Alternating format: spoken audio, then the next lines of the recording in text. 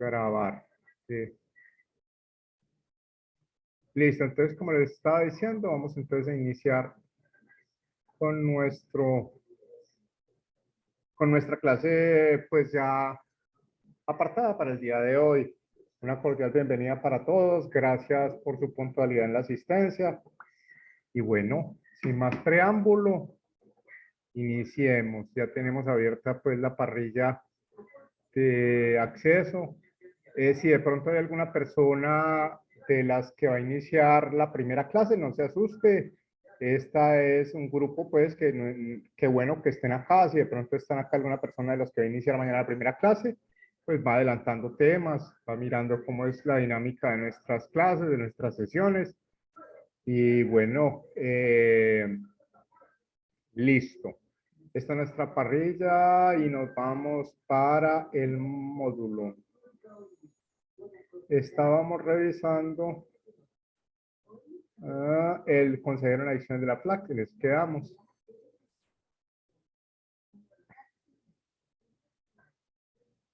Denme un segundo mientras se abre la pantalla. Y nos vamos a donde quedamos. Estábamos en el ítem 3. Trabajar con personas en tratamiento para establecer metas realistas y alcanzables. Alcanzamos a mirar. Entonces, bueno, el punto 4, según este manual de lo que idóneamente debe tener por conocimiento y las destrezas que debe tener un consejero en adicciones, nos habla de promover conocimientos, destrezas y actitudes de la persona en tratamiento que contribuyen a un cambio positivo en los comportamientos relacionados con el consumo de sustancias psicoactivas SPA. Conocimiento, ¿qué deberíamos tener? Conocer acerca de los procesos de cambio, los síntomas y las conductas asociadas. Ok, debemos tener en cuenta que ya que mencionamos esto, debemos tener en cuenta que muchos de nuestros pacientes, ya lo hemos mencionado, que casi que las estadísticas nos muestran que 3/4 de los pacientes que ingresan a tratamientos por sustancias psicoactivas, drogas, son personas que tienen un diagnóstico de patología dual. Entonces es bueno que el consejero sepa que un paciente que no está bien medicado o no está bien diagnosticado o simplemente que no está recibiendo los medicamentos a las horas que son o se les está olvidando dárselos, en fin, o se los están supliendo. Yo están en comunidades terapéuticas que hacen pues unos manejos poco éticos, como por ejemplo se le acabó el medicamento a uno, vamos a prestarle otro que es similar de otro paciente. Esas cosas pueden ser contraproducentes, peligrosas y pueden repercutir hasta en aspectos legales. Pero es importante saber que las conductas y los síntomas de los pacientes a veces también están relacionados a la parte farmacológica o a las situaciones de patología dual de un paciente. Manejar instrumentos de evaluación de las etapas del cambio. El consejero debe saber las etapas en las cuales están los pacientes. Conocer las estrategias de intervención en los procesos del cambio. Información, destrezas y actitudes consistentes en la recuperación. Las destrezas que debe conocer un consejero, que debe manejar: técnicas motivacionales, reconocimiento de las fortalezas de las personas en tratamiento, ayudar a fortalecerlas, enriquecerlas, evaluar y promover la retroalimentación a la persona en el tratamiento del progreso hacia las metas del tratamiento, evaluar las destrezas básicas de vida y los niveles de comprensión de la persona en tratamiento y otras personas significativas relacionadas con el plan de tratamiento. Identificación y documentación del cambio. En todos los procesos es idóneo llevar registros de cada uno de nuestros pacientes, de sus procesos, de sus avances o retrocesos. Reconocer y saber lidiar con la ambivalencia y la resistencia. Sabemos que nuestros pacientes, pues muchas veces, la mayor parte de las veces ingresan, casi todos, ingresan de manera involuntaria o coaccionados bajo alguna circunstancia o alguna persona en particular, de manera específica. Entonces sabemos que no son personas que de pronto van a estar muy dispuestas a estar en las sesiones, a estar en los grupos, a estar en las terapias, y un terapeuta debe saber cómo lidiar con esto sin perder el control emocional, sabiendo aplicar las herramientas pues pertinentes de la institución. Las actitudes de un consejero, de un terapeuta, deben ser de cuidado, preocupación genuina por la persona en tratamiento, su familia, su entorno emocional cercano, las personas significativas. Sensibilidad y aceptación frente a los progresos y cambios observados. Paciencia, perseverancia y tolerancia a la frustración. Sabemos que manejamos una población bastante compleja. En el ítem 5, en el punto 5, hablamos de estimular y reforzar acciones de la persona en tratamiento que facilitan alcanzar las metas del tratamiento. ¿Qué debemos conocer? Teorías sobre consejería, que es lo que estamos viendo, tratamiento, literatura práctica que corresponda a los problemas derivados del consumo de sustancias. Teorías sobre prevención de recaídas, práctica y literatura sobre los resultados. También debemos tener conocimiento acerca de comportamientos y cogniciones, o sea, pensamientos consistentes en el desarrollo, mantenimiento y logro de las metas del tratamiento. Debemos también conocer acerca de los métodos de consejería que apoyen los comportamientos positivos para la persona en tratamiento y que sean consistentes con el proceso de la recuperación. Las destrezas adquirir o que se deben tener, usar métodos conductuales, afectivos y cognitivos, no solamente los conductuales, que refuercen las conductas positivas de cambio de la persona en tratamiento, utilizar instrumentos de observación y registros objetivos, evaluar y reevaluar tanto cuantitativa como cualitativamente los comportamientos de las personas en tratamiento. También, a su vez, las actitudes terapéuticas deben ser de optimismo terapéutico, paciencia y perseverancia, crítica constructiva a los cambios que ocurran, tolerancia frente a la diversidad, evitar la autocomplacencia, en fin. En el punto 5 nos mencionan que trabajar adecuadamente con la persona en tratamiento para reconocer y desalentar los comportamientos insistentes con el proceso hacia los meses de tratamiento. ¿Qué debemos de conocer tentativamente? El historial de la persona en tratamiento y su plan de tratamiento. No podemos desconocer que el paciente que nos ingresa pues tiene una historia de vida que puede estar plagada de abusos, de incomprensión, de matoneo, de pérdidas, de crisis, de situaciones, conocer sus formas de pensamiento, sus creencias, tanto reales como irreales, como incongruentes, en fin. Comportamientos de la persona en tratamiento y conocimientos que sean consistentes con los procesos de recuperación. Debemos conocer al menos las bases de las terapias cognitivas y conductuales aplicadas a los trastornos por consumo de drogas. Debemos conocer acerca de intervenciones cognitivas, conductuales y farmacológicas apropiadas para la prevención de recaídas. Así, digamos, por ejemplo, aquí mencionan farmacológicas. Así el terapeuta, el consejero, el operador, no sea el que diga qué debe tomar y no sea el que dé el medicamento o los medicamentos, pues debemos conocer qué personas sí los tienen y tienen pues este tipo de ayuda farmacológica, por ejemplo. Concepto de género y consumo de sustancias psicoactivas. Dentro de las tres destrezas, monitorear el comportamiento de las personas. Bueno, voy a tratar de no leerles más porque pues eso es bastante largo, ¿cierto? El material ustedes ya lo tienen, el que no lo tenga, ese se lo puedo obsequiar.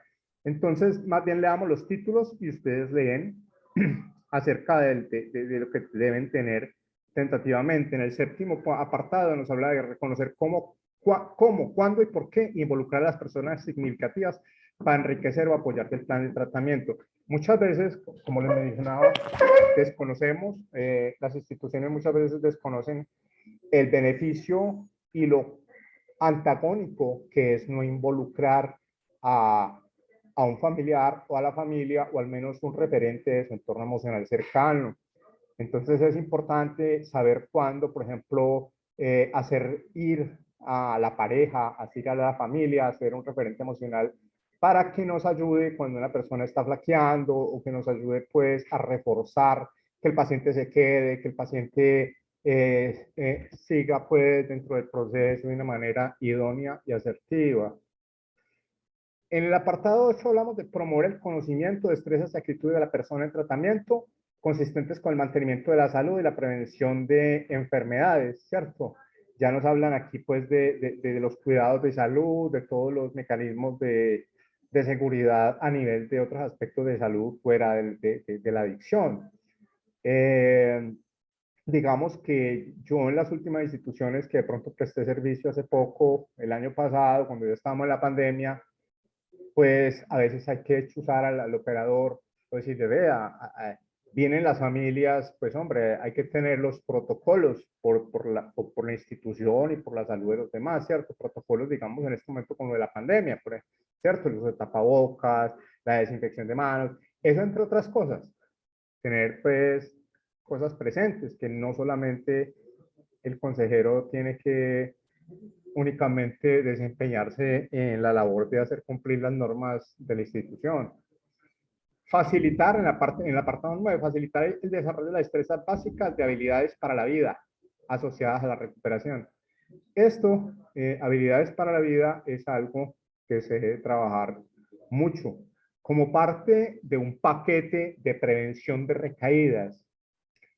La prevención de recaídas es un plan que se debería tentativamente contemplar en todos los procesos de adicciones al menos 2 meses antes de la salida de un paciente.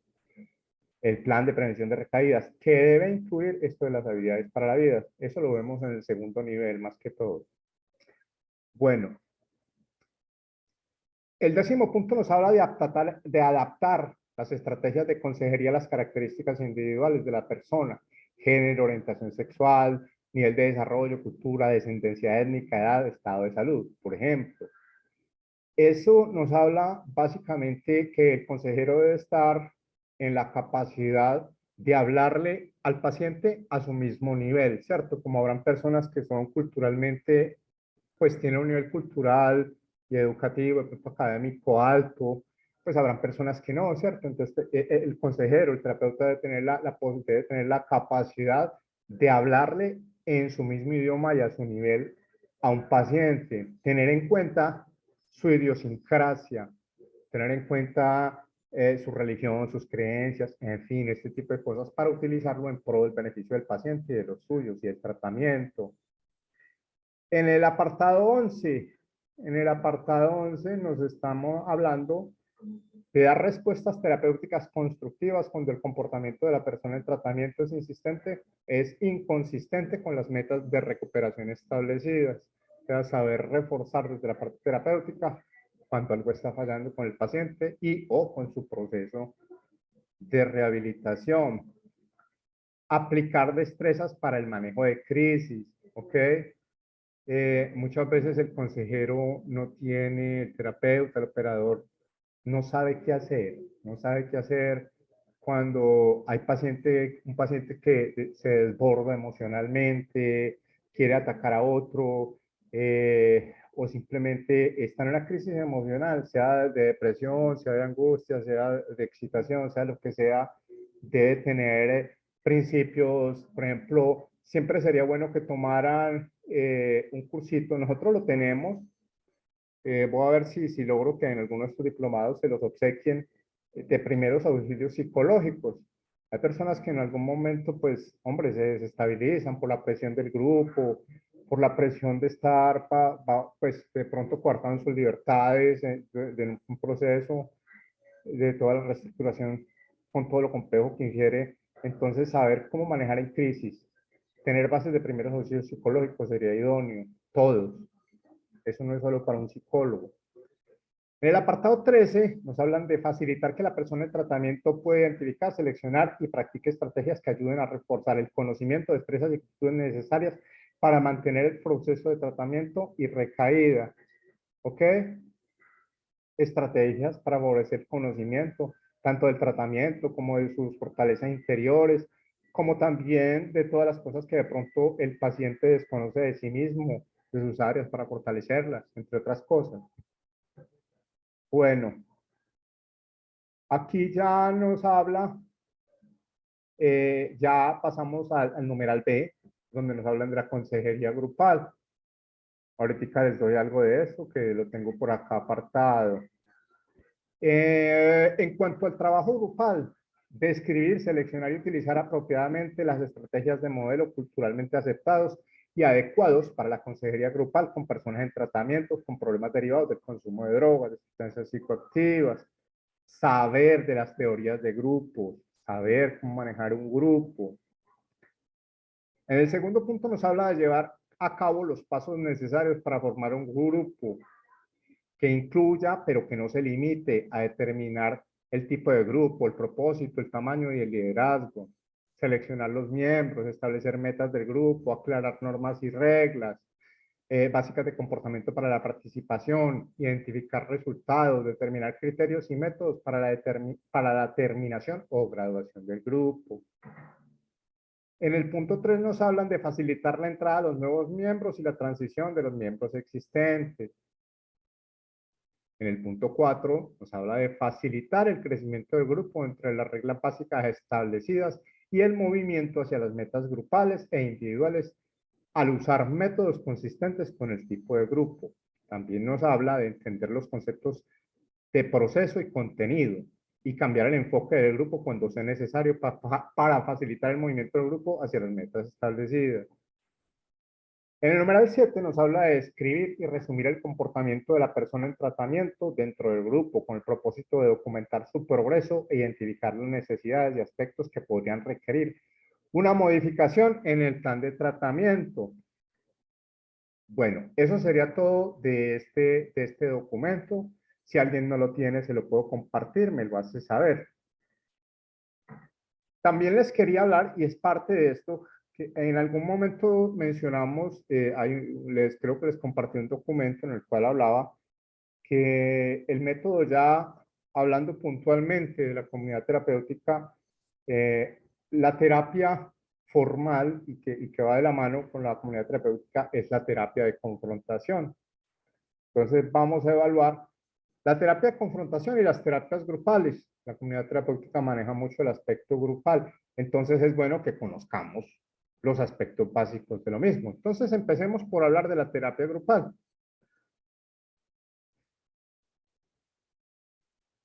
La terapia de grupo. Leamos poquito. Ese se los voy a compartir porque ese se incluyó hoy.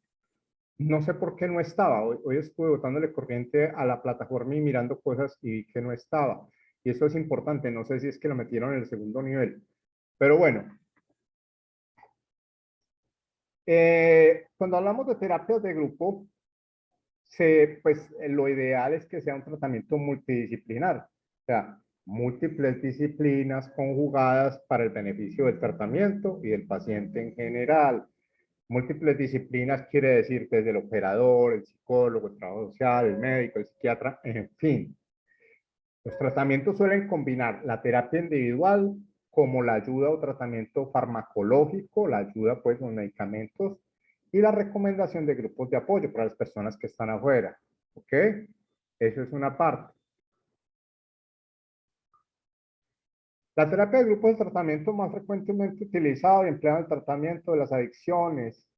Se debe a su demostrada eficacia clínica y su bajo coeficiente costo-efectividad. Pues parte de un equipo multidisciplinar, un tratamiento multidisciplinar, eso ya lo mencionamos. Eso ayuda también a que se fortalezca la cohesión grupal, que los pacientes generen sentido de pertenencia con el grupo, con la institución y con el tratamiento. Fortalece las relaciones interpersonales, ¿ok? La mayoría de los pacientes que tienen el problema, la enfermedad de la adicción, tienen problemas para relacionarse y mantener relaciones genuinas e igualitarias. Por eso los grupos tienen una función. Las nuevas relaciones establecidas en el entorno protector del grupo, de la terapia grupal, puede ayudar a cada paciente a mejorar tanto su autocuidado como mejorar su autoestima y a lograr una adecuada regulación emocional, estando con sus pares. El grupo también aborda los principales mecanismos de defensa de las personas, ¿cierto? Porque en el proceso se disparan los mecanismos de defensa, la negación de sus problemáticas, la proyección, la racionalización, entre otros. Entonces, además, la terapia grupal ayuda a corregir algunas disfunciones causadas por el consumo de drogas, como son, por ejemplo, el aislamiento social, las conductas autodestructivas y la inestabilidad personal. Listo. Nos dice que el grupo de apoyo y poder compartir problemas similares entre los miembros tiene efectos terapéuticos beneficiosos. Entonces, aquí, como les digo, les voy a dejar el documento, el cual nos habla desde el escenario, los objetivos, el marco temporal, en fin, situaciones que se deben dar en los grupos. Es un documento bastante largo. Entre las... acá dice, diversos autores han propuesto una serie de factores para, para que una terapia grupal resulte terapéutica y o curativa. ¿Ok? Hay un inventario de 11 factores que determinan los principales mecanismos terapéuticos de la terapia grupal. Entonces, por ejemplo, lo que podemos esperar con las terapias grupales es infundir esperanza, dar un sentido de universalidad, transmitir información, altruismo, desarrollo de técnicas de socialización, de interrelacionarse, mejorar habilidades sociales. Nos favorece también el comportamiento imitativo de los pares, ver compartir a otro y verlo sirve para imitación, el aprendizaje vicario por modelado. Entre otras cosas, uno de los fundamentos de las terapias grupales es poder hacer catarsis, es poder sacar esas cosas, las cargas del paciente afuera. Compartir las cargas, recapitulación correctiva del grupo familiar primario, hablar sobre factores existenciales, crear cohesión, unir al grupo y debe servir para el aprendizaje interpersonal. Entonces aquí nos hablan acerca de cada uno de estos ítems, de los que acabamos de mencionar. Aquí están lo que esperamos de ellos, la teoría acerca de lo que acabamos de mencionar, qué es la catarsis, qué es lo que debemos esperar. Entonces ahí se los dejo. Terapias, acá hay algunos tipos de terapias: cognitivo-conductual, dinámica de grupo modificada, grupos de prevención de recaídas, terapias de grupo de distintas fases de su adicción, terapias de poblaciones homogéneas. Por ejemplo, hay instituciones en las cuales se manejan poblaciones, como hay instituciones que solo manejan de pronto el género masculino, hay otras que en este momento se están especializando solo en el tratamiento para mujeres, pero gran parte de las instituciones todavía pues tienen homogeneidad en esto, es decir, reciben hombres y mujeres. De pronto tienen unos alojamientos para cada uno de ellos, ¿cierto? Esto es los alojamientos para los hombres, esto es para las mujeres.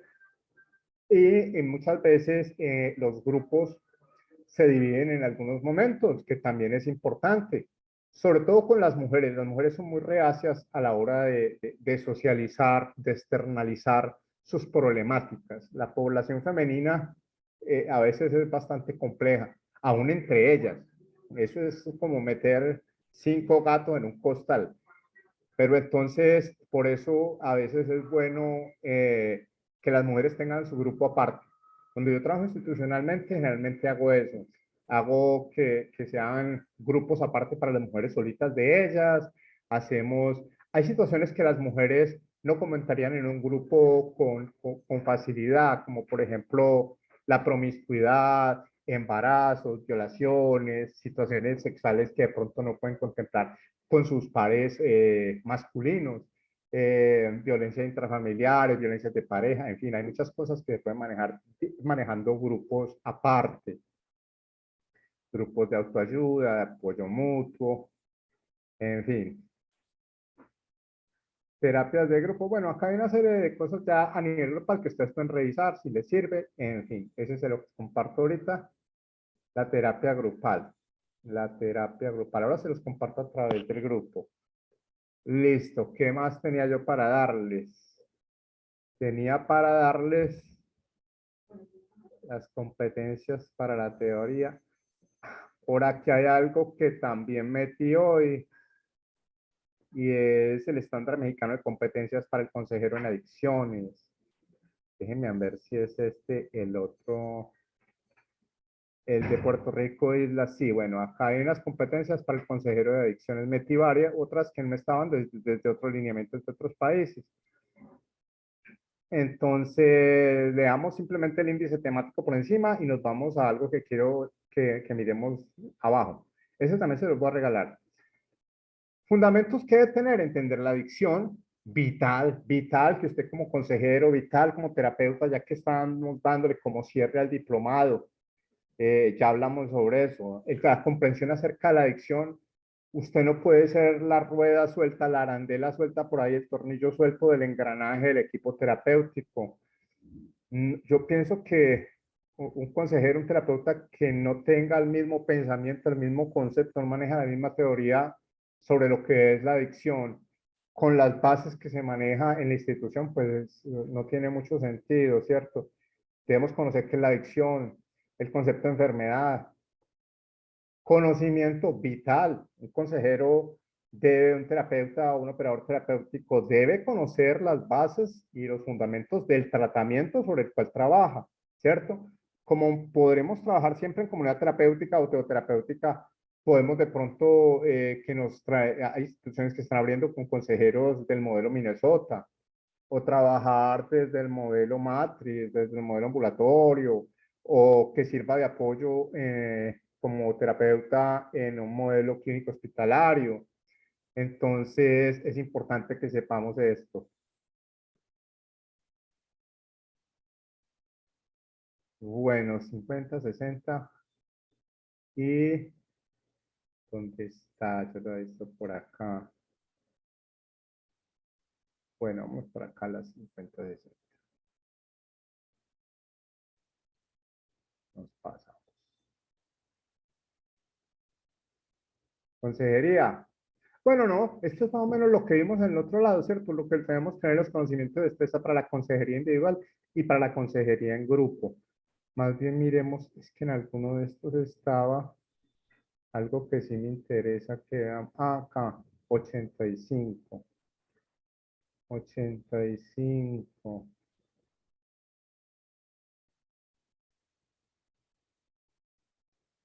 Bueno, esta parte, responsabilidades éticas y profesionales, obligaciones de un consejero.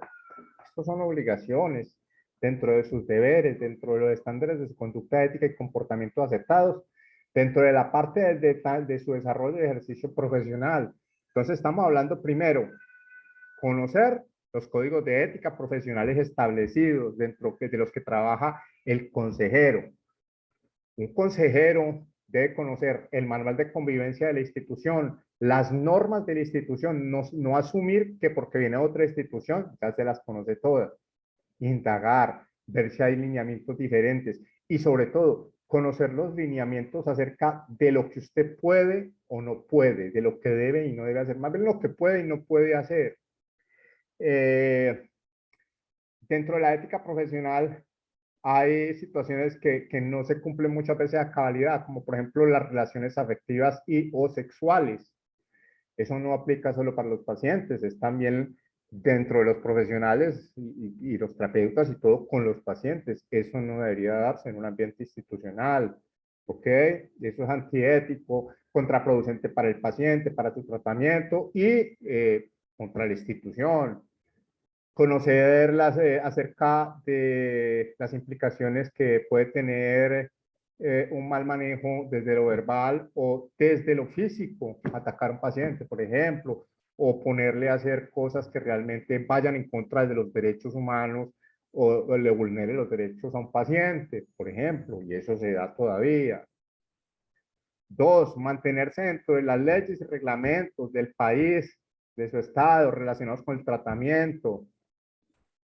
Interpretar y aplicar la información sobre investigaciones recientes en consejería y uso de sustancias psicoactivas para mejorar el cuidado del paciente y enriquecer el crecimiento personal. Un consejero también debería estar mirando qué se da, qué nuevos tratamientos hay, qué puede servir.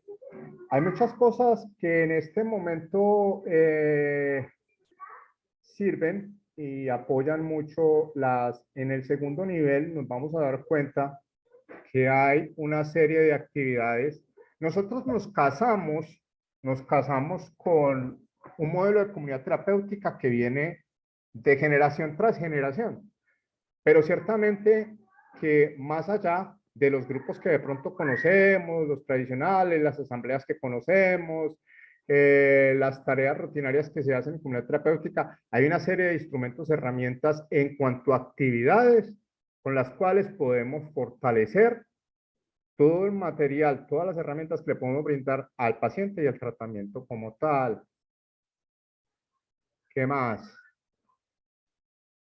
Utilizar una gama de opciones de supervisión para procesar sentimientos personales y preocupaciones sobre los pacientes. Muchas veces el terapeuta es muy diestro, es muy asertivo y muy acertado en el manejo grupal, pero muchas veces no tiene la pericia, no ha aprendido, no ha generado la experticia de pronto identificar cuando una persona realmente está mal. O la vemos y no sabemos identificar esas situaciones, ¿cierto? Y es importante. Hay personas que de pronto pueden tender al suicidio, hay personas, yo he tenido pacientes, sobre todo mujeres, que tienden a autolesionarse, al cutting, en fin, todas esas situaciones. Estar pendiente de los sentimientos, emociones, las emociones y las conductas de las personas ya a nivel individual, no centrarnos tanto en lo grupal. El terapeuta debe también aprender a hacer eso. Seguir en una educación continua, seguir enriqueciéndose profesionalmente, conocer cosas. Miren que el consejero no debe saber solo, no debe quedarse solo con esto, con una certificación de que me diga que yo sé de adicciones. El trabajo con adicciones, sí, trabajamos con una población de adicciones, pero ciertamente que son pacientes que tienen problemas para controlar, manejar sus emociones, para controlar y manejar sus pensamientos, para interrelacionarse. Están saturados de pronto de sus ambientes y lugares de consumo y hay que desmantelar una serie de comportamientos, conductas y pensamientos. Entonces, hay muchas cosas que nos pueden servir ya fuera del contexto de los diplomados en adicciones, por ejemplo, o de las especializaciones, maestrías, en fin, posgrados, puntualmente en adicciones, como por ejemplo, ahora se incluyen mucho cosas acerca del sentido de vida, la inteligencia emocional, la programación neurolingüística, aprender sobre técnicas de identificación del lenguaje no verbal. Hay que aprender toda la estrategia, seguirnos capacitando, enriqueciendo, todo eso nos fortalece y nos hace, más que ser buenos, nos hace ser los mejores. Desarrollar y utilizar estrategias para conservar la salud mental y física de uno mismo. Desarrollar estrategias para conservar la salud mental y física de uno mismo. También les mencionaba en la clase anterior que ningún terapeuta, ninguna persona es un producto terminado. Siempre somos susceptibles de enriquecernos, de crecer, de mejorar, de perfeccionarnos, si se puede decir así. Todos los que trabajamos en salud mental y adicciones, independientemente del cargo o profesión que tengamos, nos cargamos emocionalmente con los problemas de otros. Es decir, no somos de piedra. En algún momento hacemos procesos de identificación con las problemáticas de otros pacientes que nos vulneran. Así pues no nos pongan a sufrir de una manera loca y no nos pongan a desgarrarnos las vestiduras, pues nos afectan. Yo siempre abogo para que en las instituciones donde trabajo se les haga obligatorio a los terapeutas, a los operadores, a los consejeros, se les haga obligatorio tener al menos una sesión semanal con el psicólogo. Lógicamente que eso no lo van a cobrar, eso es parte de lo que se brinda el servicio, pero deberían de hacerlo porque el terapeuta se carga emocionalmente con cosas no solo de los pacientes y de los procesos de los mismos o de sus familias, sino de situaciones externas dentro de allá del ámbito de afuera, de su familia, de sus situaciones y problemáticas personales. Debería ser obligatorio que por salud mental se estuvieran pues revisando, estuvieran acudiendo pues también a su vez a las situaciones de consejería, que tengan también sesiones individuales ya por el área de psicología. Yo les comparto este porque ya se nos va a acabar el tiempo, la terapia de confrontación. En todo caso, la terapia de confrontación, ya hablamos que está casada y va de la mano sobre todo con el modelo de comunidad terapéutica, usada para pacientes de sustancias psicoactivas o otros comportamentales, le sirve para revisar actitudes, comportamientos y creencias, es una terapia idónea para que la persona acepte la responsabilidad dentro de su comportamiento, ¿ok? Conminarlo, o sea, llamarlo, alentarlo, que sea honesto consigo mismo, con su entorno, con su tratamiento, con su familia, con todo. La terapia de confrontación, para resumirles más allá, es una terapia brutalmente honesta, donde se llama a un paciente y se le dice, todavía se usa mucho el modelo del grito, a veces todavía se usa la grosería. Pues yo respeto los modelos y lineamientos de todas las instituciones, yo no me meto, yo no voy a pelear con nadie, pero no debería ser así.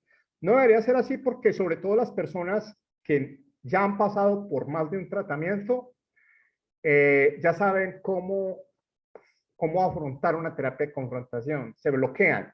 Cuando una persona siente que lo están gritando, lo están madreando y que no puede hacer nada, a la final monta los mecanismos de defensa. Entonces empieza a racionalizar, empieza a proyectar, sabe cómo defenderse de alguna manera y no recibe la ayuda, no recibe la terapia. A veces hablando en un tono más bajo y metiéndosele por esas partecitas